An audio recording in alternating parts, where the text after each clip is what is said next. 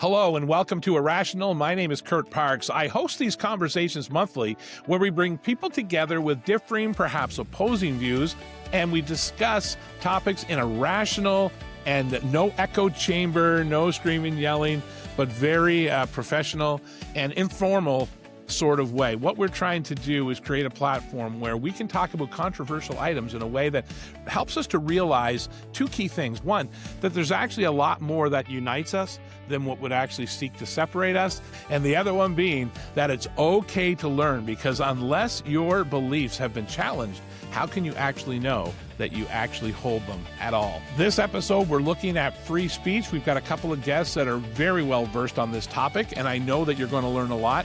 And it's my pleasure to welcome Barbara Kay and Rupa Subramanya, and their work is extensive in this area. And so I'm just going to let them introduce themselves. Barbara, if I would, I'll start with you.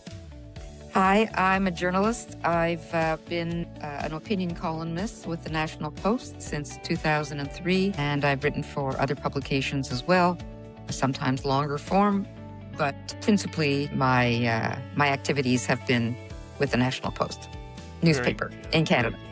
Yeah, very good. And Rupa, if you could introduce yourself as well.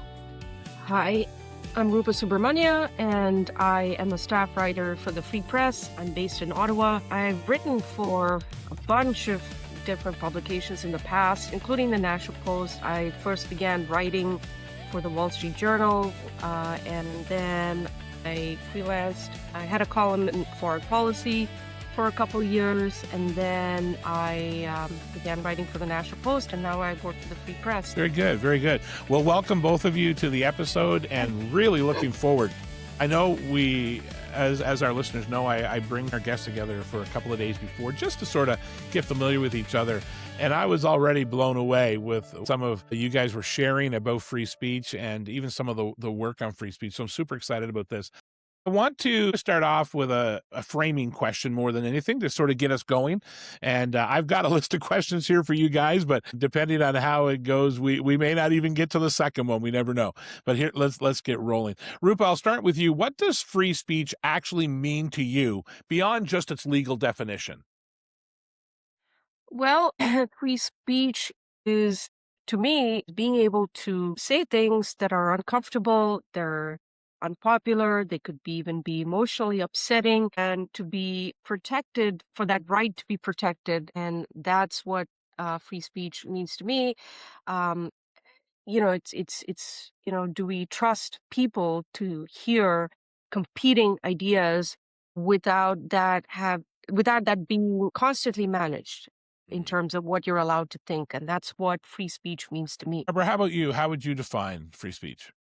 I think free speech is one of the founding pillars of what we call democracy. Democracy is a latecomer, in a sense, to recorded history, and without it, many other freedoms don't mean very much. And I am quite a bit older than both of you, I think. I'm sure. So I do remember I did grow up at a time when freedom of speech was a terrifically important issue, because I grew up in the 50s where fighting communism was the primary political issue of the day. And the one thing we all knew about the Soviet Union was that freedom of speech was not allowed. So for me, it became okay, then this is what democracy is. It is the right to speak your mind. Mm-hmm. So do you see free speech primarily as a moral principle or more like a legal protection or something else? I see it as an inherent human right. And I don't think all things, I think we talk about human rights. It's gotten pretty wide, the field of what some people consider to be a basic human right. But to me, it is one of the basic human rights that give dignity and to make you feel comfortable in your own skin and in your own nation. That is an inherent right. Rupa, how about you? Is this more of a moral thing for you, or is there a legal pretense for the whole area of free speech? No, it is one of the foundational principles of Western civilization. And that's what I really should have answered it that way, because I was describing what free speech meant to me personally, but Yeah. going beyond that, it is one of the foundational principles of Western civilization. And there are a lot of values and principles of Western civilization that are currently under threat. And those of us, I'm not part of, I come from a different civilization, and from the Indus Valley civilization. And so, for a person like me to make the case for a core principle of Western civilization might seem odd, but I have grown up in countries where these basic rights, these basic freedoms were constantly under threat. They were not protected, and and the elites could decide when something became offensive to them, and you could risk jail time. So I've experienced this. I saw this as a child. I saw this as I was growing up. And when I came to Canada, I realized that I could be a free person. And for those principles and values and rights to be under threat in a country like Canada, as we've seen over the years, makes me, very uncomfortable at where we're heading. And so I think it is core value of Western civilization that must be defended at all costs. Because if we don't have free speech, we're no better than our enemy or those countries which would like to see Western civilization brought to its knees. So in a country like Canada, Rupa, there seems to be a little bit of a tug of war happening between this idea of having total autonomy or near total autonomy over what I say, and this idea of there being a bit of a social construct to it or a legitimacy brought on by society shaping the limits of expression. Just coming from your background, where do you see, first off, these two really have their issue with each other, this idea of self-autonomy or a construct? And what would you believe to be the more robust or perhaps the more common sense way of approaching free speech? Um, I don't think anyone is the arbiter of the truth in society. I think this is why we have a specific set of rights and constitutionally protected rights, because, this is what treats everybody in society fairly. It keeps us in check, and so on and so forth. The point is, every government, every place on earth, um, will approach this as, they've got this right. They're the fact that they're putting limits on free expression. They have the moral authority. They're doing it for moral reasons, and they're the arbiters of the truth. And I think that's where it becomes dangerous. I think what is principally happening in Western societies is that we no longer trust the public. We don't no longer trust ordinary people to have opinions and to be able to express them, and then so we're constantly trying to police this. I don't think anybody has the moral authority to determine what the truth is. So, Barbara, that's an interesting point. Like with the shifting morality of society, literally based on sometimes cultural background, sometimes generational background, where do you land on this idea of the self-autonomy versus, say, societal regulating of free speech or Well, deciding of free speech? well, I think societal regulation, it depends on whether it's organic or whether it springs from ideological conviction. For example, in your own family or in your own community, you automatically know it's culturally inherent in you. You've grown up with certain things you don't say in polite society, certain things you don't say in a certain setting that you wouldn't say in a courtroom, that you might say in a bar. All these kind of acquired organic knowledge of but that's what's appropriate to say. It's not what you can or can't say. It's just that if you say the wrong thing in a certain context, people will look at you askance. Nobody wants to be shunned. So these are all subtle cues that you're saying the wrong thing. People give you dirty looks, that sort of thing. And that's actually fine, because that's how polite society stays polite, and there's nothing wrong with that, and it's not hypocritical to me. It's when people say we're not allowed to debate differences of opinion because certain opinions are settled. Those opinions are settled, and you will be punished if you continue to express an opinion that has been settled. So, for example, remember, I think this all started, the idea that the debates were settled. This, I think it was around 2014.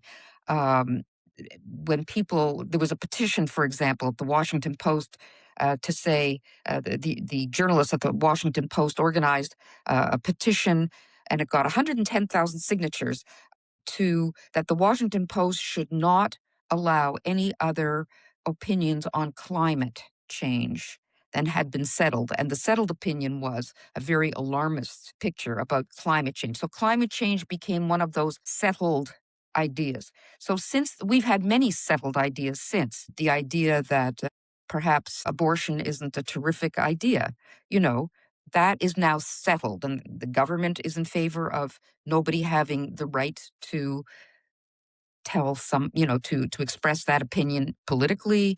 Uh, there's many areas in which almost like a certain reverence has come in, and they're all ideas on the left. These are progressive ideas. So if you breach those codes, the code is understood, you will be punished. You'll be punished societally. You'll be punished perhaps like Jordan Peterson was by his professional organization. You'll be punished by, say, authoritative figures like Mark Carney before he was the prime minister, saying that the convoy, the COVID convoy of truckers was an insurrection and should be punished. So in universities, I don't have to tell you how many academics have been either fired, censured, made to feel the lash in many ways for having an opinion that has been either determined to be settled or that is causing. I mean, the old idea of free speech was individuals had the right, all individuals. What is happening now is we have an ideology that tells us that certain groups have the right to say whatever they want, and other groups, who are not designated victim groups, do not have that right. So if you're a member of a non-victim group, so these rights are now what used to be just a plain old fashioned, everybody has the right to their own opinion. Everybody has the right to voice their own opinion. It's all been modified so much by ideologies that are now the received wisdom, the idea that words can be a form of violence. All that has, plus social, if you throw in social media and forms of communication that we never had before, this is the whole idea of John Stuart Mill and Burke that a person can get up and park on a soapbox and say, down with whatever. That's a very old fashioned idea. So we might have to there's so many ways in which we have to rethink what has happened to the principle itself of freedom of speech, which used to be, I think, quite simple and now has gotten extremely Yeah, complex. I just want to jump in, Yes. Kurt. Go ahead. I mean, individuals obviously make moral judgments all the time, whether it's about speech or something else. And we absolutely must criticize lies, propaganda, anything that is unjust. And if we don't do that, then we're failing in our duty as citizens. And so that we absolutely must do that. But criticism, and this is where this is important, but criticism is very different from granting institutions the authority to silence voices.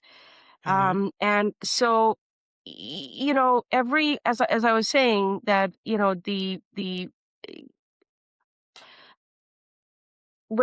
when you invoke concepts like moral authority, claims of moral authority over speech, I believe are ultimately claims of authority over your thoughts. And we've seen in the West, Barbara mentioned our current prime minister who called the Freedom Convoy protesters as a bunch of seditionists. We saw how the Trudeau government reacted to these protesters, how they responded to what I have said from the outset, that it was an act of civil disobedience.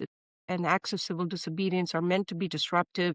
They're meant to make you feel uncomfortable, and so that That's what it was for me. And the point is that politicians, our political elites and other elites often justify restrictions by using this language of safety, inclusion, harm reduction, misinformation, and you've heard all of these buzzwords, but I think that's where that's where the danger is. And we've seen this throughout history, where oftentimes, good people are convinced that they're morally justified in restricting speech for Mhm. society's own benefit. We've seen that whether it's the church or some other institution. We've seen this over and over again throughout history. So I guess I'm coming back to my original point.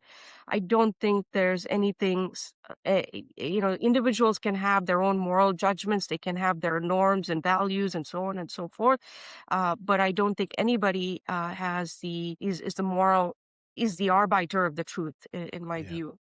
Yeah. So, I find a lot of times today, it just seems to be whoever happens to have the most voices on their opinion Mhm. seems to be able to police what is now considered dangerous speech or acceptable free speech. And it's kind of a scary place to be. And this is part of why I wanted to engage on this topic is free speech, I think, is more fragile right now than it has ever been in history, at least in my short 53 years on this planet. And I hear a lot more people trying to define what is acceptable, what is not acceptable.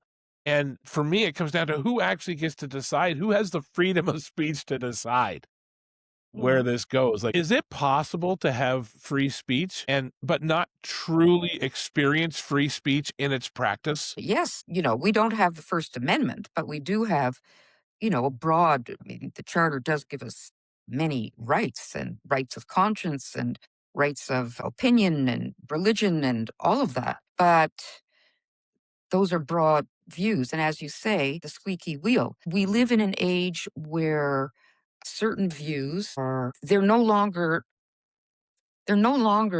individuals coming out in acts of civil disobedience. We have very aggressive and confrontational ideas being coming out in the public forum that are organized, that are that where the ideology is coming from a central international kind of forum that is, you know, it's top down, and all the acts of, they're not even civil disobedience, protests, demonstrations that include very aggressive speech, intimidation, harassment, all of these sort of extensions of freedom of speech are in the criminal code. You're not allowed to do any of them, but they're not enforced.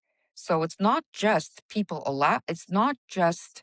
people defining what can or can't be. We already have laws that are supposed to protect against what we see happening today, Mm, and they're not being enforced. So if you don't enforce, even in Nazi Germany, there was a hate speech law, yeah. and people actually did sometimes prosecute against hate speech and win. So they had a law. But, if the government and the media and institutions do not stand up and say, no, no, no, no. If universities don't say, no, no, this can't happen on our campus because this is against our code of conduct and it's against the law. So what use are having laws if they're not respected? What happens when people are either too afraid of certain groups to push back against them? Then you have a situation where there is such a lack of trust in the institutions when the government says tisk tisk, this is not who we are, but in fact it is what we are becoming. I think we're in a state right now of such flux, such that there's so much turmoil in the world and so much fear of the unknown, AI and now wars and mass immigration, migration, internationalism, the somewheres versus the anywheres, as we call them. We, I think many people, most people, are really unsure of what they are allowed to say, what they aren't allowed to say, and the punishments are severe. Most of our institutions seem to be captured by an ideology. This is where I'm coming from and what I write a lot about, that those institutions have now been corrupted to the point that certain things that are happening are quite undemocratic in our society. Yeah. Certain groups are being targeted for hatred. And this is all because the limitations on free speech are not being respected. There are limitations that are in the criminal code and they're not being respected. Mm, yeah. Yeah, I would add to that, when you're invoking laws and legality, we have to separate, one of the core principles of a liberal democracy is that legality and morality are not the same thing. You can have a Yeah. law that is perfectly legal and still be illiberal and excessive and misguided. And you only need to look at the last few years of the Trudeau government, where they passed a whole bunch of restrictions on speech. It's the law, but does it make any sense? So I don't think the law alone settles moral questions, because then we would never have had civil rights movements, Mm, in so many countries, right? Think about that. Those movements were protesting existing laws which curtail people's rights and freedoms. And so many unjust restrictions throughout history were perfectly legal. They were perfectly lawful. And my concern is, our approach to speech regulation in Canada. We invoke excessively, increasingly vague concepts like harm and misinformation, online safety. Remember that online harms bill, which the Trudeau government was toying around with? I mean, that would have been yeah. just horrible for free It's speech. coming back. It's coming back. Yeah, and there are other such things that have come under the Carney government that are being legislated, that are being debated on. But and I've written about that quite extensively for the Free Press. But the point is, the U.S. approaches free speech. It prioritizes free speech in a way that it protects. The intent is to protect free speech from state restriction, right? And that's where you have the First Amendment. It applies to Right. everybody, right? Whereas in Canada, from what I've seen, we tend to place greater emphasis, and this goes to the charter itself, which is basically useless, really, as we saw during the Freedom Yeah. Convoy. Canada seems to put greater emphasis on balancing speech against again, values such as equality and social harmony and so on and so forth. And it's that balancing act, in my view, that expands state intervention into regulating speech. So I think that laws on their own don't necessarily mean that they make any sense. I think we have a whole bunch of laws right now which actually are very bad for free speech. And we'll come to a point where someone's going to point to these laws and say, this is the law. I'm a law and order person. Like, I mean, it's, and I'm saying this as someone who believes in that institution very strongly, but we must also question these laws. And Yeah. and we should throw in to the mix something that's quite new in terms of the Canada I grew up in anyway, and that is compelled speech. Compelled speech is something I think we have always associated with tyrannical regimes. And I love Chairman Mayo. Like Yeah. that's the kind of thing. And you may recall Jordan Peterson's 2016 video Mm, when he introduced this whole thing about pronouns. And it was first introduced as, well, it's a kindness to people who feel their gender identity is not, and their pronouns, they want their pronouns to be respected. And he said, look, this whole idea that somebody owns the language, and in those days, it was not just calling somebody, switching from he to she, but she, jir. There were about at one point 70 different pronouns that quite seriously, there was a movement to make people respect them. And he said, when the government is compelling you to use pronouns it's not a kindness to anybody. That is going to become, he said, you'll see that people will go to jail if they won't, and people said, oh, you're crazy. No, it's just, look, it's a politeness. It's inclusion. It's inclusion. And these words, inclusion, diversity, I just, one small anecdote, about 7 or 8 years ago, I think it was, I was in a Macdonald Laurier Institute debate with a professor from an Ontario university, and he was, the argument was about free speech on campus. And his argument was there can be strong parameters for free speech for conservatives. He said, because it is more important to have diversity, cultural diversity on campus than to have speech freedom. And he said, and conservatives, if they want to have, we were talking about deplatformings of conservative speakers on campus. He said, if conservatives want to hear conservative speakers, they're out there on the internet. They can go find them on the internet. We should not have them on the campus because they are offensive. They are saying offensive and harmful things to diverse people, and we must protect them.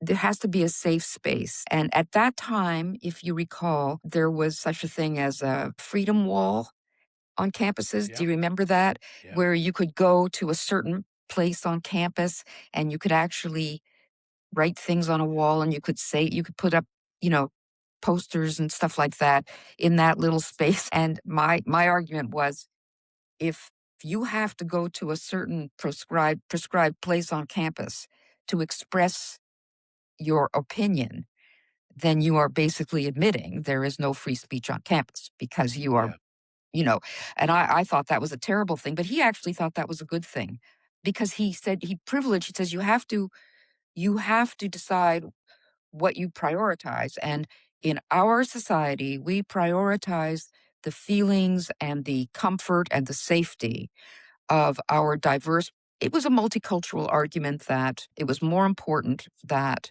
diverse people feel comfortable than that individuals have. So this idea that identity groups have an inherent right not to be offended.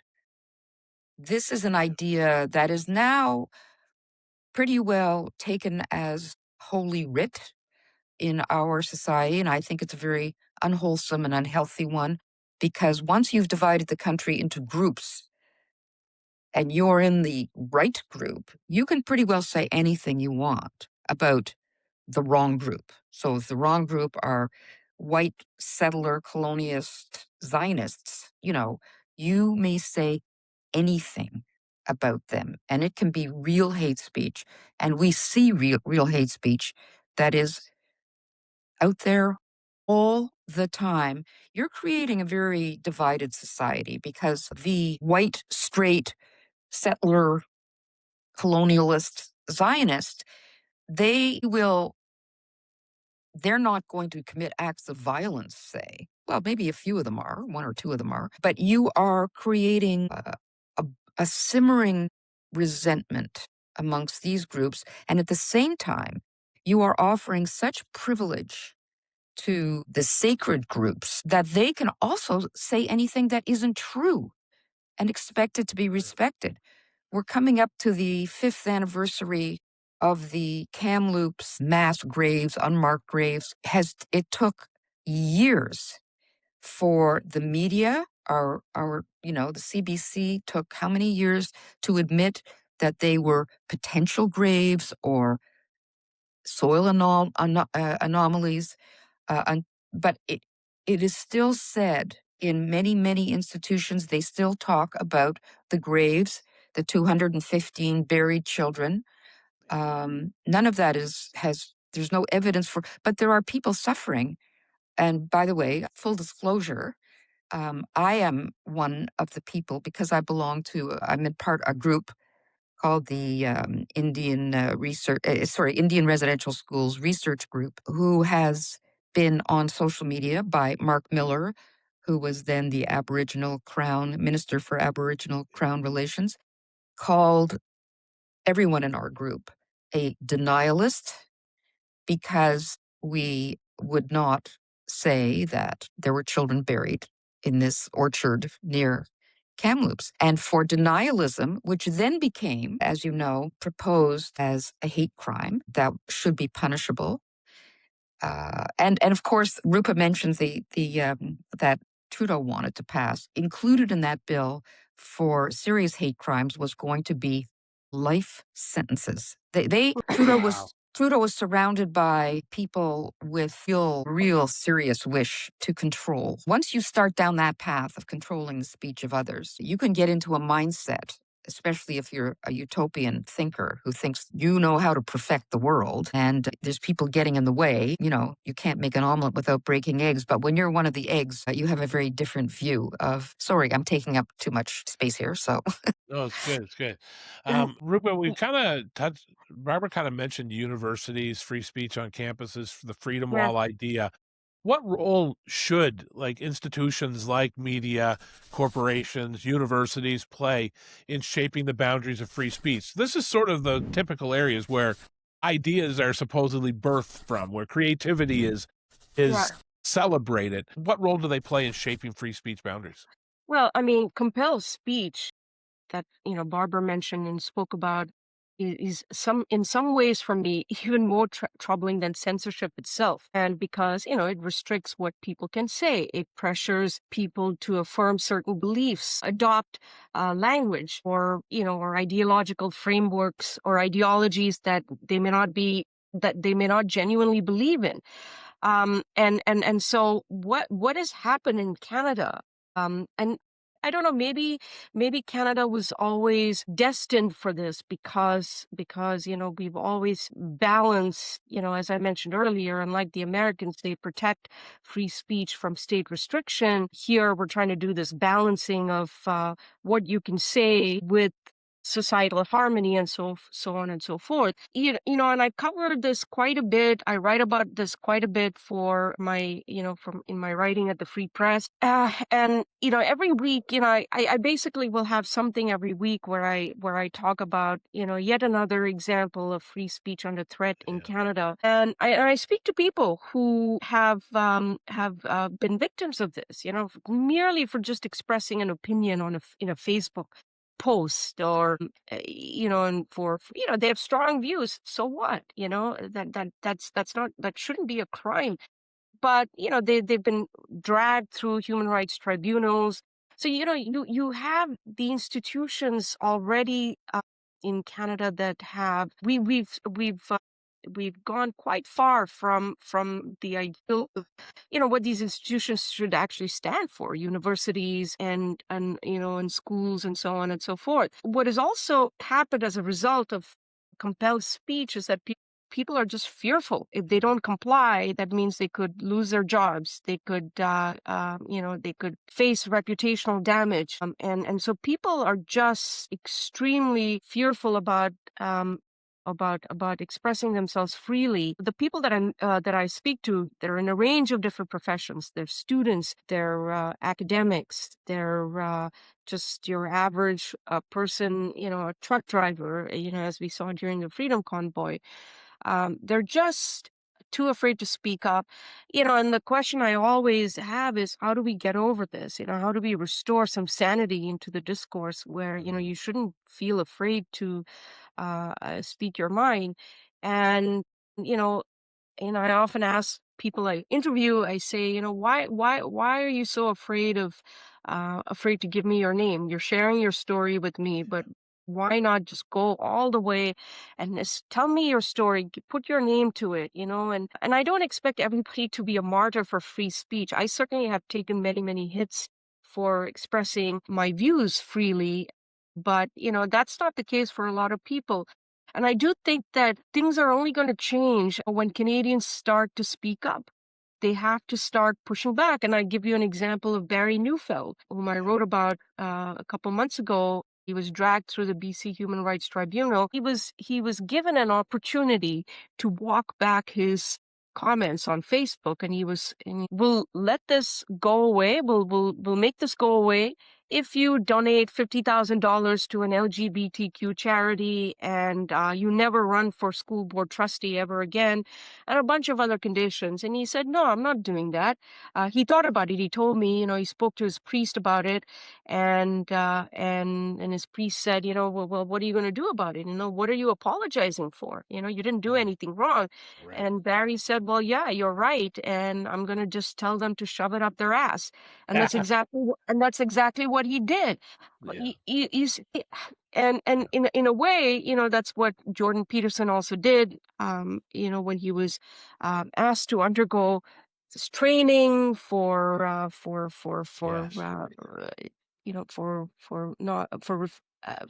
his social media posts. I believe that's what it was It about. was. Yep.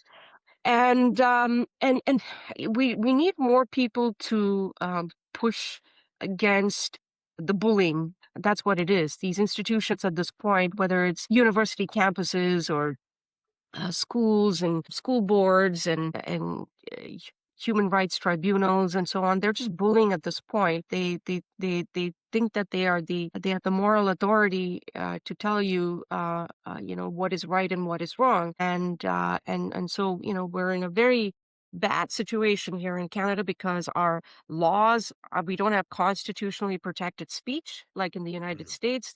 The Americans have all kinds of problems, but at the end of the day, they can always fall back on this wonderful, wonderful right. But whereas, we keep talking about the Charter of Rights and Freedoms, but that, just was completely useless during the Freedom Convoy. It failed to protect those people, failed to protect their speech.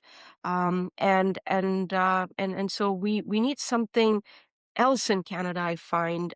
We need a concerted effort to argue that these laws are just not good, and that they're not serving the purpose of being in a free society, Right. and what it means to be in a free society. And I think people just have to now start speaking up. Just to finish this point, one of the reasons why the gender debate in the US, there was such a big change in the last 2 to 3 years on transitioning and puberty blockers and so on and so forth, is that these people actually came forward. you know, there were stories, whistleblowers came forward and they spoke about what it meant to go along with this narrative. We need to see something similar happening with free speech in Canada. Could I just add, I'm glad you brought up the Barry Newfield case because I think many people, many Canadians were very shocked. Yeah.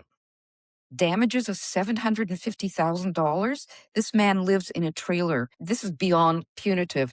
And what struck me as terrible about it was that he had not defamed or criticized an individual. Right. He had criticized an idea. He had criticized an idea that led to a curriculum that he thought was harmful to children's psychological well being. Yeah. They treated that case as though it were a class action suit Mm, on the behalf of the entire Chilliwack Teachers Association. If he had been able to pay it out, which obviously he can't, every teacher was going to get a cut of that. They have weaponized the system. The whole rationale for the Human Rights Tribunal to me is not good because first of all, anybody can lodge a complaint without any cost to themselves. The person who the complaint is lodged against, I say this again, lived experience because I have recently had a complaint filed against me. You have to hire a lawyer unless you're lucky enough, as I am, to be represented by the Justice Center for Constitutional Freedoms. But if I were a person who could not afford a lawyer, and thank God that I can, I know it makes me very privileged, I would be much more careful about what I do put on. And I'm not crazy. I don't put just anything on X. I think twice before, but I would not say people should come forward. And I think I try to come forward in the sense that I will not call somebody of bad faith who has proven themselves to be of bad faith, who has had a criminal conviction, who has used the N-word on camera to a 3 times in a row to a journalist interviewing him, that person who claims to have transitioned into a female identity, I will never give that person the benefit of calling him her. So for that, he filed a complaint against me at the BC Human Rights Tribunal, which is the most liable to back up the complainants. And he's a prolific complainer. So the Human Rights Tribunal was never, it was kind of meant to, they would never use the word police. It was kind of meant to exemplify what is appropriate discourse in a good society, in a healthy society, and what is inappropriate discourse. Yeah. But these, it sounds good, doesn't it? It sounds like good intentions, Yeah. but it's like the good intentions paving company. It leads directly to hell because human beings are what they are. And I think this egregious example of them, for the complainant, was an idea. I mean, it was the teachers that complained, I guess. But what they're really saying is you cannot criticize an idea. This is what a psychology professor, I love his trope that he invented. He's passed away. He invented this trope, velvet totalitarianism. And this is the regime in this country that we are living under. Everybody is. One more anecdote, and I'll stop. I promise. No, it's all good. I have 5 granddaughters. They're all delicious. My youngest granddaughter, she was 8 at the time. Her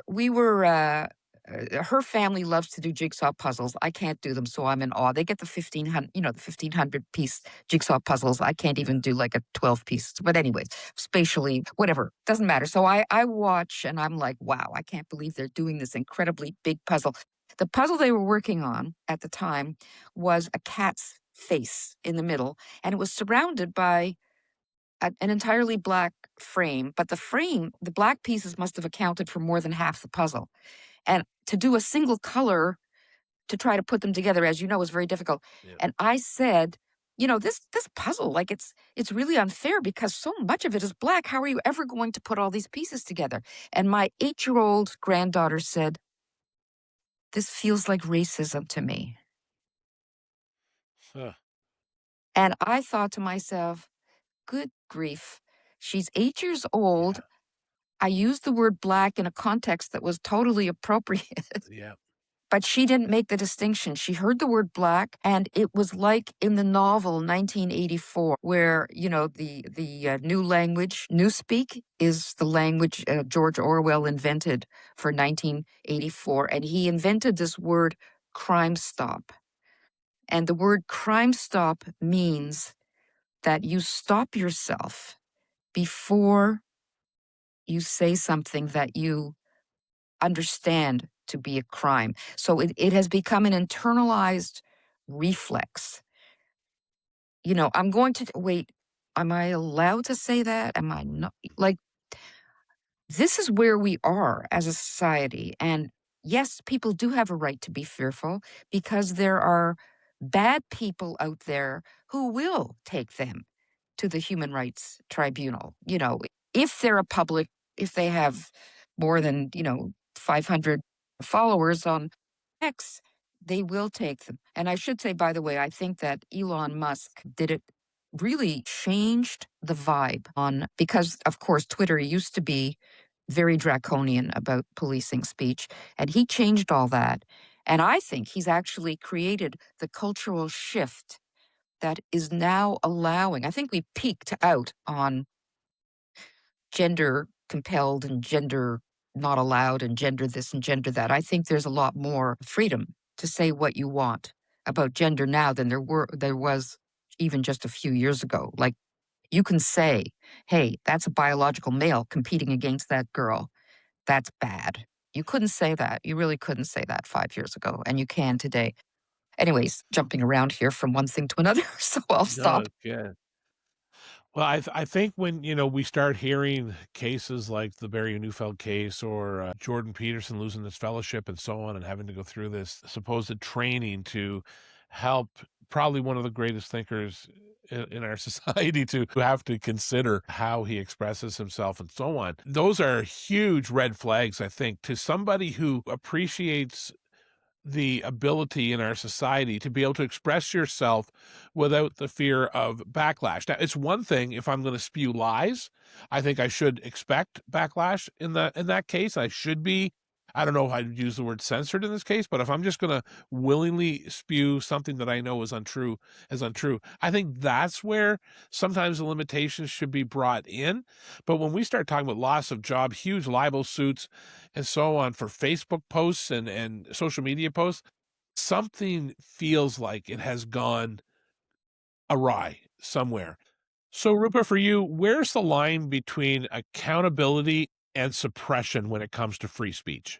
I would say that accountability and suppression, I think by suppression you mean censorship, I don't think they're the same thing, and the line between them risks getting blurred. Genuine accountability means people will remain free to criticize, challenge, boycott, whatever. And that's part of a free expression. The point is that, I mean, you raised the Jordan Peterson example, and I have written about Jordan Peterson and a couple other people who were censured or punished by their professional bodies. So Barry Neufeld is a little different. He was a school board trustee, so I don't think there's a regulatory body policing his conduct online. I'm pretty sure there isn't. I asked him and he said no, and I looked for this. I think the problem with him was that or they went after him because he was a public person. He was an elected official, and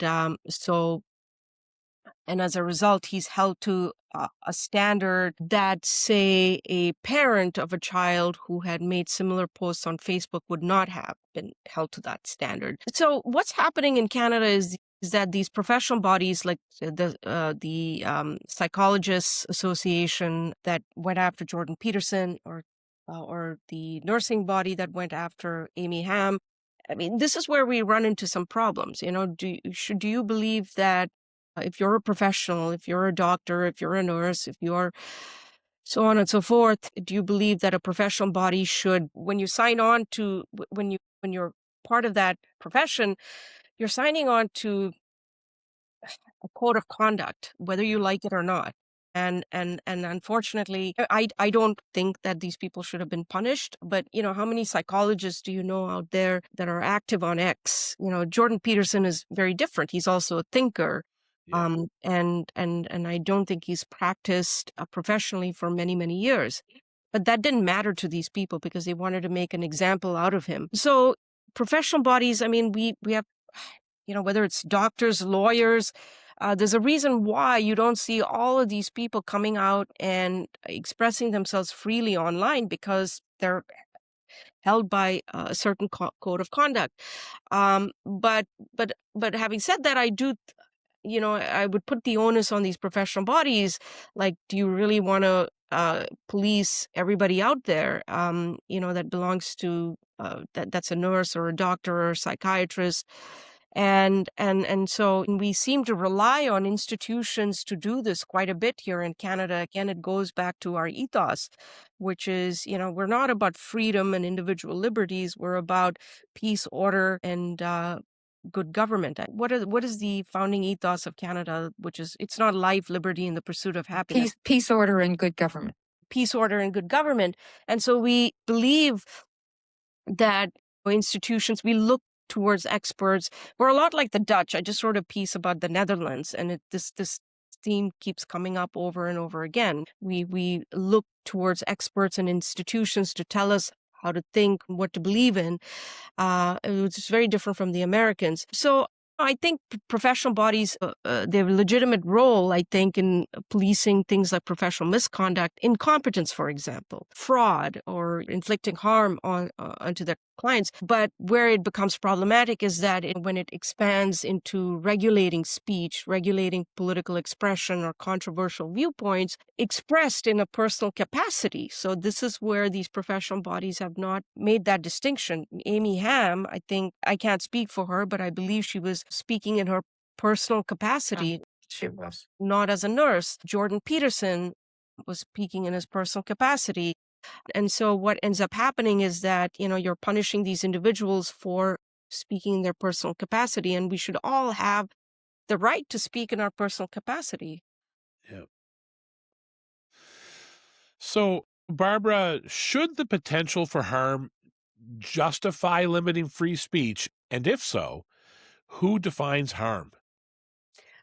Well, this has been discussed so much. There's the old can't shout fire in a crowded theater is always given as the standard or the sort of emblematic thing that it's the kind of incitement to fear that can lead to people trampling each other or, serious. I think physical harm is one good place to start because we can all agree that Trump is such a terrible man that somebody should pick up a gun and kill him. I mean, that would be incitement to kill, right? Right. But people do come close, who will rid us of this. So certainly incitement.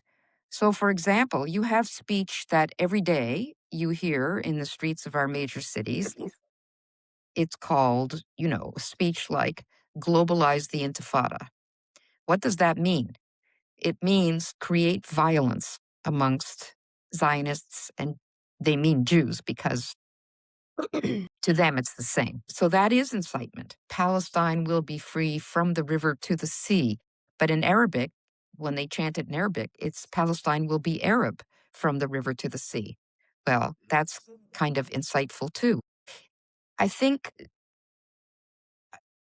I think there's a two-tier, as I said before, because certain people are considered to be a group that is on the oppressed side of the ledger. They get to say what they want. But for example, somebody who will criticize. There was a teacher just a couple of years ago fired from Guelph Humber University for posting his after October 7th for saying that Hamas was terrible and hateful and horrible and that he stands with Israel. And he was summarily relieved of his, kicked off the campus and everything. That's a terrible case. The person who accused him was somebody who has posted extremely anti-Semitic or reposted extremely anti-Semitic memes. Many, many, many. I've seen them myself. They're really, some of them quite disgusting. So it's not, it's like Lenin, or was it Stalin or Lenin who said, whom? The whole basis of Soviet privilege and non-privilege was who is saying or doing what to whom. And if it was the workers who were doing it to the aristocracy, that was okay because that was resistance. We've changed. Those who have the power to change the meaning of words have the power to do what they want. So when the people that say October 7th was resistance or liberation, then they've basically changed a concept. Wow, killing, and murdering innocent civilians is now resistance. It's all in the words. You're not allowed to criticize. We should be free to criticize ideas. Okay, well, if you look at the definition that people that are positing that there should be a law against anti-Palestinian racism, one of their definition is anyone who who humiliates or depersonalizes a list of Palestinians and their narratives. This is a very crucial phrase. In other words, if you criticize their narratives, in other words, the stories they tell themselves. This is not about evidence. It's the same with denialism of when you say, but there are no graves in Kamloops. Dallas Brody, who was with the 1BC party, I don't know if it's still extant. She was kicked out of. No, she was kicked out of the. She started it. She was kicked out of the Conservative caucus for saying the number of graves in Kamloops that have been discovered so far is zero. She was kicked out of caucus because that's called denialism, but it's denialism of a narrative. It's not denialism of a fact. Her facts are quite true. Frances Widdowson, who has been in the news lately because she's a professor who was let go from St. Mary's University in Alberta because of her views on the residential schools, amongst other things. I was let go from a CBC program because of my views on the residential schools, because I would not say that they were genocidal. This word genocide has come to be so dumbed down. I'm sure Rupa would agree with me on that, that when you start calling, and our politicians agreed to it, there was an all-party resolution that not everybody voted for, but nobody said no to, that Canada committed a genocide with the residential schools. A genocide that, by no definition, by no stretch of the imagination, could what happened at the I don't, even if it was very bad, even if there were beatings and there were this and there that, was not a genocide because it does not conform to the word. We've lost the definitions of words. It's meaningless. And it's become a form of blasphemy to resist or to disagree with they are narratives. They are narratives. They are stories. So we live in a culture of feelings, stories, knowings. Kamloops was investigated because some elders had knowings, and these are accorded now the same status as scientific evidence. We're in tremendous flux here in terms of what we understand around free speech, because words have ceased to mean what they mean. And, a trans woman is a woman. What does that mean? A, a, a biological male is a woman. That's what they're saying if the person believes they should have been a woman or they want to be a woman. So I feel we're in a very serious situation here with regard to speech. I think Rupa agrees with me. Yeah. I'll let her have the rest of the time. Well, Rupert, I don't know if you want to add anything in there or not, or I've got another question for you if you want. But basically, I'm wondering, and Barbara, you're right. I think the dumbing down, or not dumbing down, but like the reduction impact of some of these words, for example, the word genocide, it's almost like for clicks, we want to use the most appalling, shock inviting phrase that we can possibly use for every situation. And by doing that, we actually, like you said, you're right, we modify or change the severity of definition to a point where they all mean basically the same thing by the time the narrative cools down, calms down, and that is sad. Rupa, can the pursuit of safe speech environments ultimately undermine truth seeking? What do you mean by safe space environment? Well, like an idea or an environment where you're able to safely express yourself, or we an environment where we're creating this idea of whatever we determine to be safe speech. How does that ultimately undermine the true pursuit or the seeking of actual truth when there's a fear that your expression of, and even in the investigation process of trying to determine what is true, could be attacked? I don't think we should be trying to create these bubbles of where you're allowed to say what you want, or you're allowed to express freely, and then when you go out into the real world, the reality is that your right to free expression is not protected. I don't think we should be pursuing safe spaces. I don't know if that's what you're referring to. I don't believe that there should be something like a safe space. I think we should work towards ensuring that the right to free expression applies in all circumstances, in all situations, across the board in society, whether you're online or you're standing on a park bench, and spouting conspiracy theories or whatever. Yeah, I'm not quite sure I buy the premise that we should somehow be creating these safe spaces. I think we should work towards going back to first principles, which is, why is Western civilization, why do people want to move here? It's not just for economic reasons. It's also for, and I bring this back to my own experience, of having lived in places where questioning authority, questioning institutions, criticizing Islam for that matter, came with severe punishment, and we seem to be hurtling down the same path. And what is extraordinary about this is that there seems to be little in the way of course correction. What also is extraordinary is that Canadians seem to have just sleepwalked into this.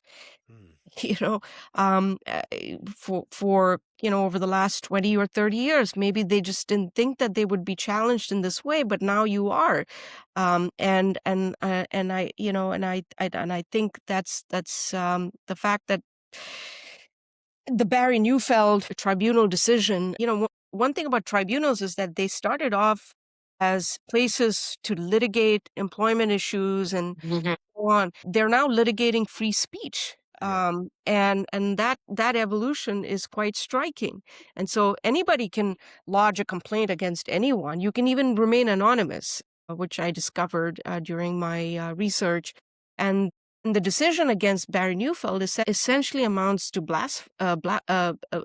accusing him of blaspheming the trans gender ideology. I'm just paraphrasing. There was a line in the decision where denying the it's one thing to deny the existence of a trans person, but to deny the existence of this ideology is what really bothered them.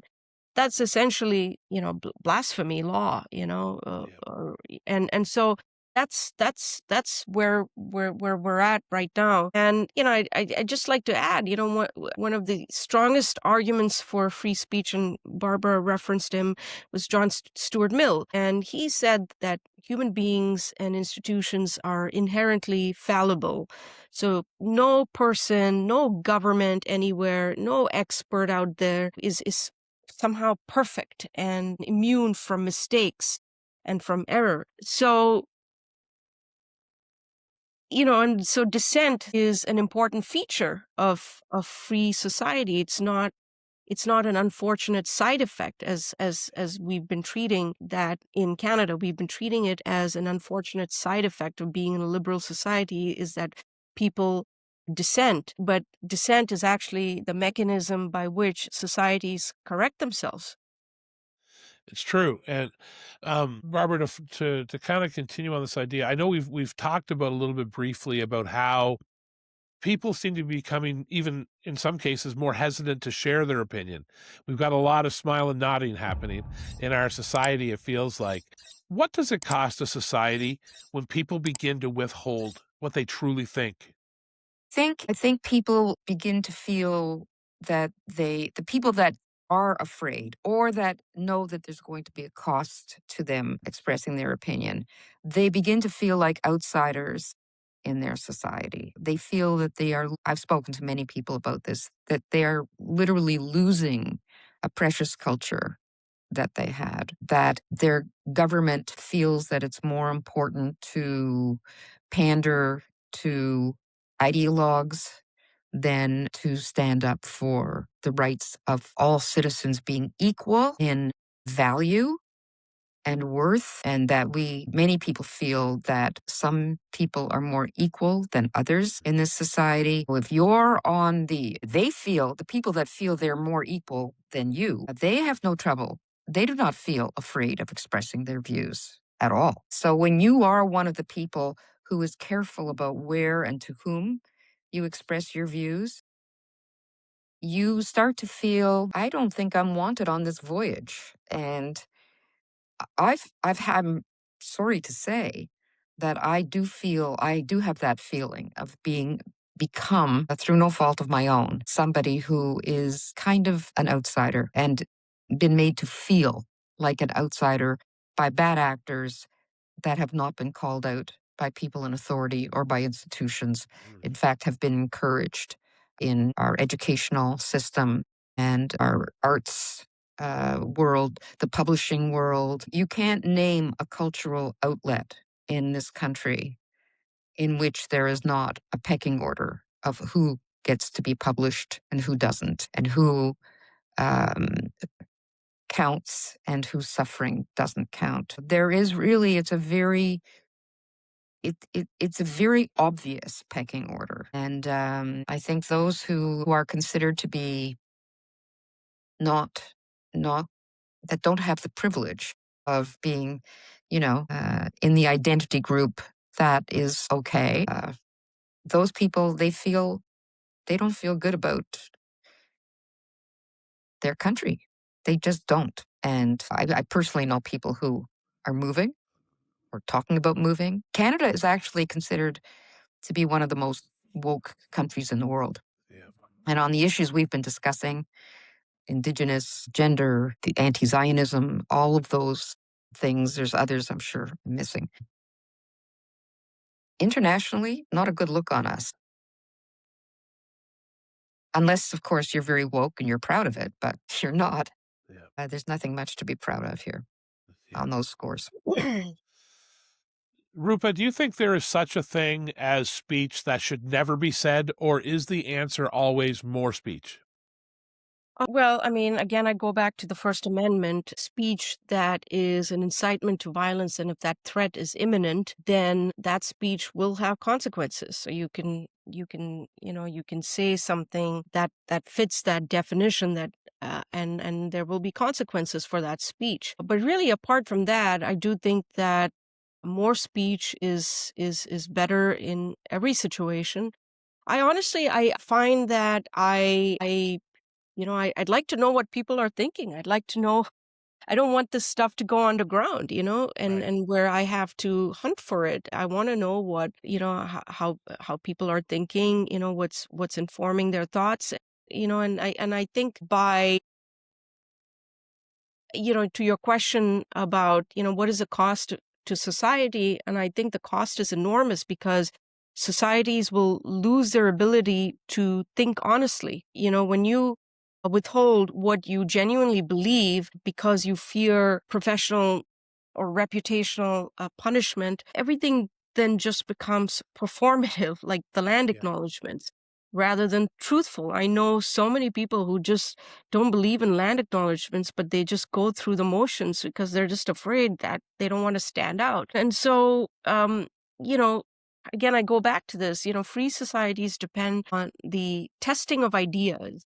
However problematic those ideas are, however uncomfortable some of these ideas are. And disagreement and dissent are ways in which we can, we can uncover problems, we can uncover hypocrisy, lies. And when people don't feel safe expressing um, skepticism or unpopular opinions, you end up in a society that is less honest and very polarized, actually, and increasingly disconnected from reality. So, Barbara, for you, if you had to draw a line, where does free speech meaningfully end, if at all? I think free speech ends. I don't. It's not always about the speech. There's a couple of. I think speech needs to be regulated, in the sense that I think people should feel free to give their opinions. It's a question of where they give it, when they give it, how they give it. For example, these protests that have been taking place at Bathurst and Shepherd in Toronto, and the harassment of the people there, those are not opinions. That is pure intimidation and harassment. And so that's not speech.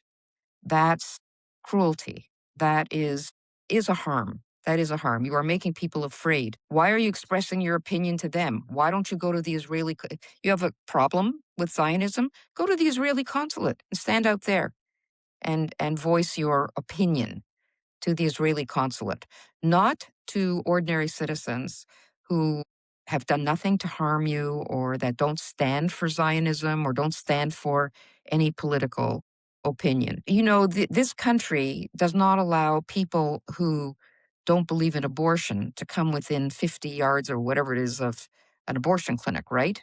They can't stand there praying, which they should be allowed to do. They're very clear about protecting people who want to get an abortion, women that want to get an abortion.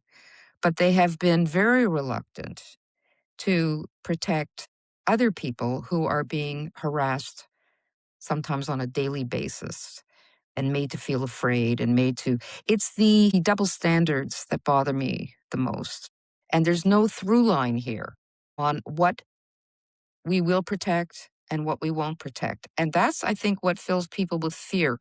Wait a minute. Just like in COVID, during COVID, you may not leave your house. You can't go to an empty park. You can't take your child to an empty park where there's nobody around and push them on the swings because God forbid. But strangely, if it's a Black Lives Matter march with 5,000 people this far apart from each other, not only is it okay, but the Prime Minister will go out with them and march with them. It's this constant double standard on the basis of ideology and on identity politics. It wears down people's wish to be proud of their nation. You're taking people's ability to be proud of where they live and the culture, the nation that they belong to. You're taking that away, and causes people want to be proud of their family, say. And if you're constantly being told, you're okay, but your dad is horrible. It's horrible. He has terrible opinions. So, well, that's very tough on a family. But it's the same with a community. It's the same with a bigger community. And I think we're at a place here, post-nationalism. I think Trudeau said that, and I think he meant it, and I think he got it. He was an internationalist. We have a prime minister today who's an internationalist. Countries, they don't seem to care, Ian, if Canadians feel proud to be Canadian. They say we should be proud, but they're not nurturing the kind of public forum in which that sentiment of pride is nurtured. They're more concerned that their defense forces should have the right proportion of transgender people and the right proportion of this and the right proportion of, than actually protecting our country. This is all part of the same problem. This obsession with multiculturalism, diversity, these are not harmless ideologies. They become punitive when they're applied in ever stricter ways, which they are. So sorry to end on a downbeat note, but No, not at all. And actually, Rupa, I want to ask you the same question. If you had to draw a line, where does free speech meaningfully end, if at all? Just to repeat what I said earlier, the threat is it's incitement to violence, and the threat is imminent. That's my red line. That's where I draw the line. And everything else should be. I'm not a proponent of not being able to protest outside an abortion clinic. I'm on the record stating that I'm not a proponent of creating bubble zones outside religious institutions, religious and cultural institutions. I do think that the protesters who protest in these predominantly Jewish neighborhoods, I think, if it crosses into intimidation and harassment, there are laws for that. And I do agree with Barbara that there's a double standard here. I think that's what it comes down to. You have the same laws that are being stringently enforced when it comes to protests outside abortion clinics, but you're not applying the same laws when it comes to Jewish neighborhoods. So there is hypocrisy and double standard, and that absolutely must be pointed out. And I think that anything that crosses into intimidation, harassment, violence, we have laws for all of that, and those should be strictly enforced. And I think that the fact that that's not happening as much as it should be is quite concerning. The double standard. So for me, the red line is violence and the threat of just violence is imminent. Apart from that, I welcome more free speech, as uncomfortable as it makes me feel sometimes. And I have to get over that instinct to, it's very human. It's very natural to want to uh, suppress something that makes you feel uncomfortable. And I have experienced that instinct many, many times. But I've also lived in places which did that routinely, and it was very, very bad for society. Again, coming back to what I said earlier, we have to defend the values of Western civilization, what brought things like free speech, the Enlightenment. And if we fail to do that, we're not going to be any better than some of these authoritarian places I've lived in as a child. And that would be a shame, because that's what our enemies want the most. They want us to be like them. Yeah, very true. Very true. Thank you so much, ladies. I'm going to bring this to a close. And I always like to give an opportunity for my guests to kind of share what's happening in their lives and how people can stay up to date with what you guys are working on. So, Barbara, why don't you go ahead? How can people follow your work? And is there anything particularly you want to share now about what you're doing?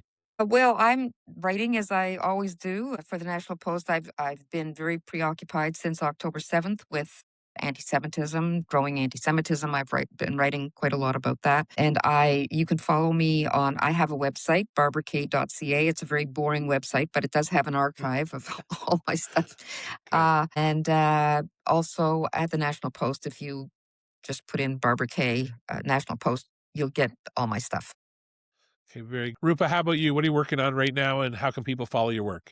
Well, I continue writing, and I write a weekly newsletter for the Free Press about Canada that appears every Tuesday. So if you're interested in my takes on Canada and what's happening here, check out the newsletter. And you can find me on X, where I am unfortunately very active. And Me too. X at Barbara RK. Yes. And so you can follow me if you wish, or at Rupa Subramanya, and you can follow me at the Free Press at the FP. Very good.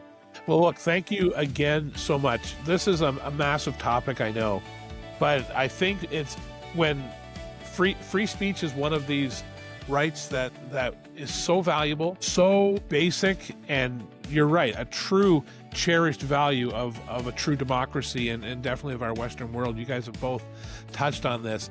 And so I think we're at a place where we need to talk about the importance of free speech so that we can somehow keep it in front of the public, keep it something that is still valued for everything that it is. I think when we start to hide our opinions from each other, we lose a connection with each other.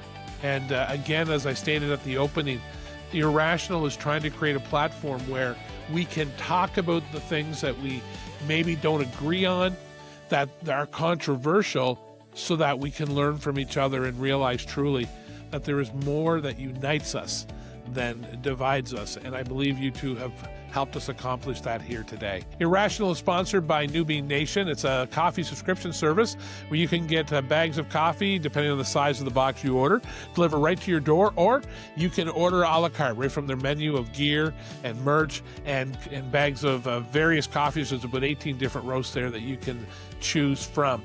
To check it out, go to www.newbeingnation.ca.